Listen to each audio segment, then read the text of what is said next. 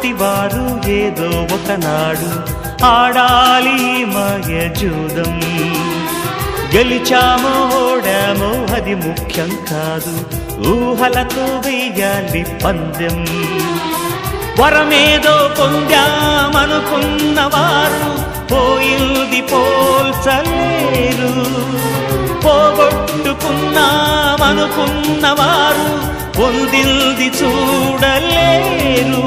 విధి ఆడిన దొంగాటలు ఫలితాలు తేల్చేదెవరు?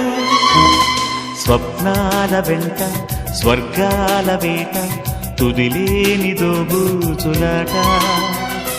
ప్రతివారి కంట కొలువున్నదంట కోరేటి బంగారు కోట. ఏ దారి వెంట ఏ తీరముందో తెలిపేటి